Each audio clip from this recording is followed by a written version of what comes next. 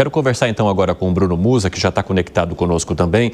Um dos argumentos trazidos pelo advogado de Jair Bolsonaro é a falta de paridade de armas, Bruno, porque ele fala que o processo é gigantesco e que a Polícia Federal e o Ministério Público Federal tiveram muito mais tempo do que a defesa para analisar todas as provas e documentos e apresentar esse relatório do que a defesa teve para acompanhar os mesmos arquivos e preparar uma defesa que conseguisse cobrir tudo aquilo que é trazido de ofensiva ou de acusação pela Procuradoria-Geral da República. Você entende que houve uma falta mesmo, uma disparidade de armas, digamos assim? Bem-vindo, meu amigo.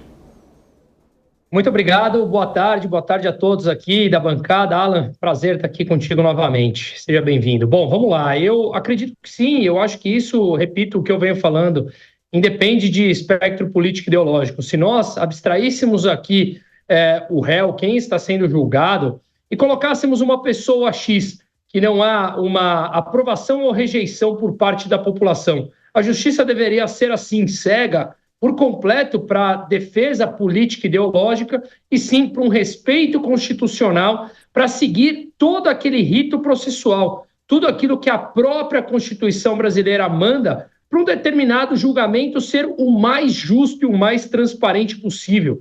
Veja, nós sabemos, e não é só de hoje, Evandro, nós sabemos que muitos dos advogados vieram a público relatar a dificuldade de conseguir ter acesso aos autos. Muitos deles, inclusive, o advogado do Bolsonaro mencionou isso hoje, da dificuldade dele construir uma banca de advogados, que nunca viu um processo com tantos advogados, onde cada um deles nunca teve o total acesso ao que estava sendo colocado no processo. Então, veja, como você pode defender uma pessoa, seja ela quem for, se você, como advogado, tem o direito constitucional e a obrigação de ter acesso a tudo que está sendo imputado ao seu cliente, a esse réu, e você não pode. Como é que você vai defender? Como é que você vai criar uma linha de raciocínio e uma defesa técnica para poder defender o teu cliente se você não tem acesso a tudo ou a todas as provas que supostamente estariam incriminando o seu réu? Obviamente, isso deixa muito claro a divergência